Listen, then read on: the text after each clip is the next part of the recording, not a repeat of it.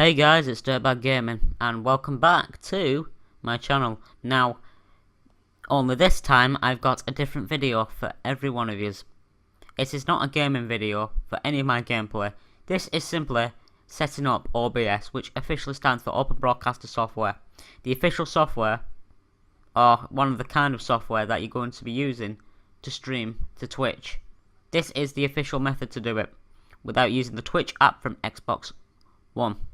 Now, basically, this video does mostly apply to console gaming, but most of the setting up will apply to PC as well. Except you won't be using a monitor capture. So, this video is based on a guide on how to set up Open Broadcaster software. So the first thing what you need to do is, if you don't have OBS on your desktop area on your computer or laptop, or whatever you use, simply head on over to obsproject.com or type OBS in the search engine. Now, what you will see is OBS Classic and OBS Studio. There's only a slight difference in OBS Studio than Classic, but for this one, we're just going to use Classic, which is the one I'm using. So, once you've read everything up about this and you agree to it, you can just simply click this. Now, if you want Windows 7, 8 or 10, it's fine. OBS is completely free. You don't need to pay anything or any membership for that matter. So once you've considered that, just click this box here and it will start running the download for OBS. Now you want to agree to everything for OBS to work on your desktop area of your computer. So once you've downloaded it, simply open it in your desktop user area, and what you'll see is this screen here. Now I've got mine in full screen just as a demonstration, and you don't need to worry about this at all. That's in this background. I'm only using it for the video. So next you want to head on over to settings. This is important, guys. You must do this. So once you head on over to settings, for general, you can just select language as English. You don't really need to change anything else. And then you click apply, and then you want to head on over to encoding. Now, for encoding, this all depends on what your internet speed is. If your internet's good and has got a real fast speed, it's okay to stream at what I technically use when I'm streaming. So, what you need to do, if you want to be 100% sure what your internet speed is, simply go over to speedtest.net. So, once you've done that, and you've got to speed test, you just want to click begin test, or if you've already tested it, just test again. So basically what this does, this adds up and marries up your internet speed, your download speed and your upload speed for your internet. So once these totals have added up, you'll get the ping and you'll get the download speed. Now it's measured the ping already. This is my download speed, and now it just needs to do upload speed.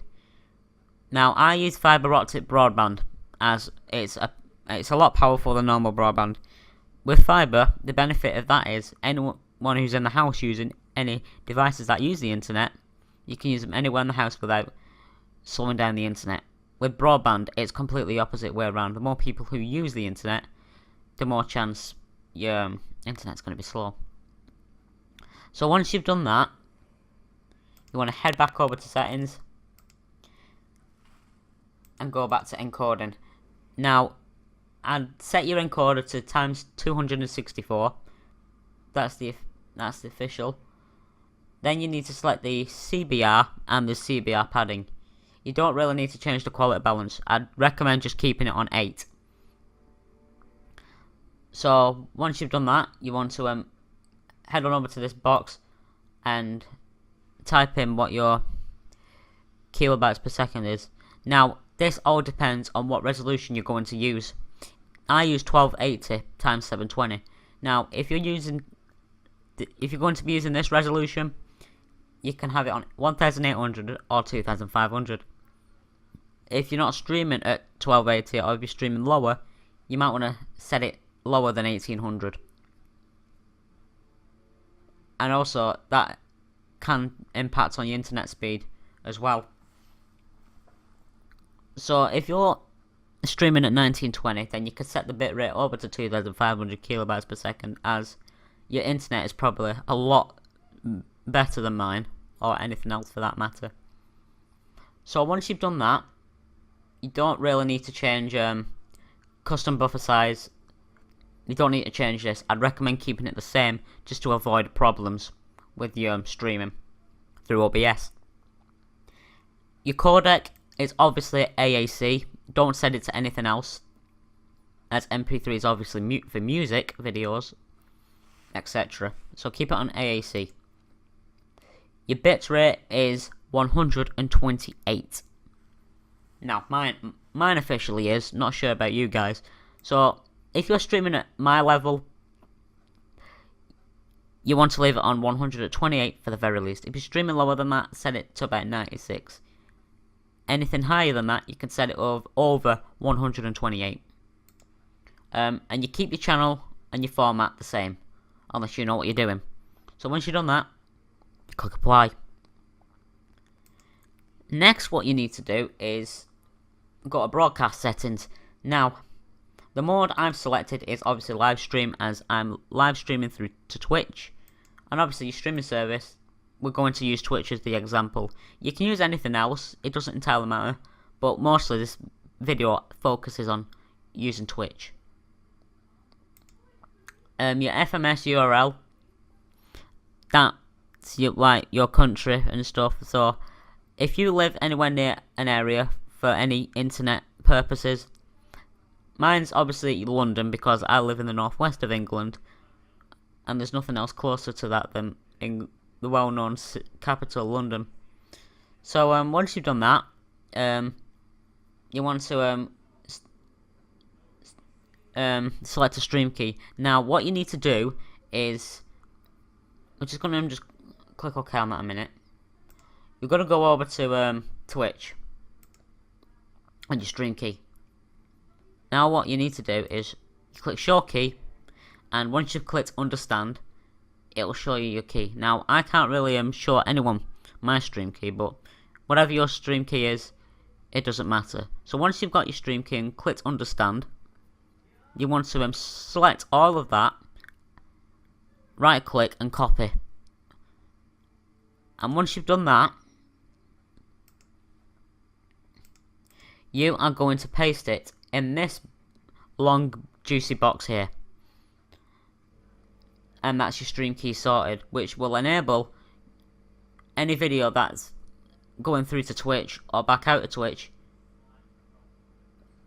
your audience is going to be able to see it at the very least, which is what you need.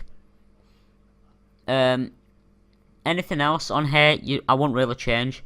The only thing you could change is automatically save stream to file. Now,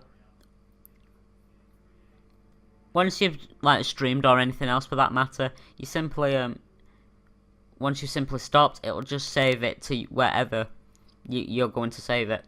So mine's obviously my own user area on my computer. Make sure it's done to videos, because the last thing you want is selecting anything else and then the next minute you know is you can't find it. So I'll leave it on videos because that's well known for any captures or anything else like that. I've set mine to MP4 to make things easier, because I can't use FLV files on mine, because I probably don't have the full version of it, of any program that uses FLV files. So once you've done that, you just click apply, and you want to head on over to video. Now, what you need to do is your video adapter. It's always your graphics card at the very least. Mine's the NVIDIA GeForce 310. It's quite powerful, so I'm not changing that. So your base resolution, I'll leave that box selected on custom. unless you're using a monitor capture for PC. Now, I've set my resolution to 1280 to 720 and the aspect ratio 16:9. Now, I did explain a bit of that back into encoding, so I've left it like that because it's a setting that's balanced enough between 1800 to 2500 kilobytes per second. So the next thing what you need to consider is your resolution downscale. Now, I didn't need to change mine, but for any backup reason whatsoever, you can obviously just downscale it to lower than 1280 times 720. It's up to you if you want to do that. I'm not really gonna have my opinion on it, but I'd recommend you leave it on none. So what you need to consider now is your FPS, your frame rates per second. Now, I left mine on 30 for a reason, because if you stream at 60, you're going to take up more CPU usage and your internet speed. But if you've got a real high-tech computer that's a lot powerful than mine, or any more powerful than my video adapter, you can select it to 60, but we're going to leave it on 30. So once you've done that, just click apply. As for your audio, it's important that audio is required, because a lot of people will probably ask questions about, is your audio good or not? Or should I be listening to this type of audio? Your audio must be at a really good quality. Better the quality, the better the audio. So what you need to do is desktop audio device. I simply left mine on default. I didn't really consider changing it when I had the chance. So for your microphone auxiliary audio device, you want to select your microphone at the very least. So mine's the microphone Blue Snowball that I'm currently using now. So you select your microphone. You don't really need to change any of these whatsoever. So what you need to do after that is click apply, and you can choose to add hotkeys in. I'm not really against that. Any hotkeys you add in, simply like starting stream for example, if I click the enter button, it'll start streaming. And to stop streaming, for example, if I use the backspace, it'll stop streaming. So you can toggle around with that. I'm not really going to mess about with this, well, due to the fact that I can just, everything's right there for me. So once you've done that and you've changed anything, just click apply. You want to head on over to advanced next.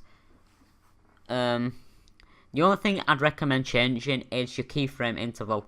Now I set mine to 2 to get the excellent stream quality that I needed. And then if you want, you can just leave it on 0, which is obviously automatic. Now, I wouldn't really mess with anything else until you fully understand what you are trying to do. Now, I won't recommend changing your preset or anything else like that. Do not change anything else except your keyframe interval. And once you've done that, click apply. So, next is obviously microphone noise gate. So, you want to head on over to microphone noise gate. You don't really need to mess with quick sync encoder, browser or scene switcher unless you are a professional streamer. That's all I can say. So this is your noise gate of how loud your microphone is. Now you can change this to however you like, but I've not enabled my noise gate whatsoever. So you can use these sliders to change the threshold of your voice through your microphone, and also you can change any sort of time on air. So once you've done that, and if you change, feel like you're happy with that, click apply and click OK. Once you've done all that, guys, simply go back to here, and what you need to do is add scene. You just right click and just click add, and it'll set up a scene for you. Then in that scene, you just need to right click in this box, sources, add video capture device. And then what you need to do is name that anything you want, make sure it's appropriate. And once you've named it, there's a recommended page on there, a recommended tab that opens up, which is settings to your Elgato video capture device, make sure your device is linked to Elgato in the first box. You don't really need to change anything else. That's not really necessary if you're using Elgato. So once you've done all that, click OK, and you should see this that pops up on the screen any second now, which is my Elgato device activating. Once activated, you'll be able to see anything that's on my TV screen. So there you go.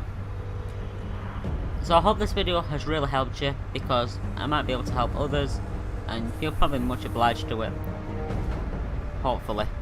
So if you liked that video, simply give it a like. If you have got any questions, or ask me any questions, I'll answer them in the comments down below.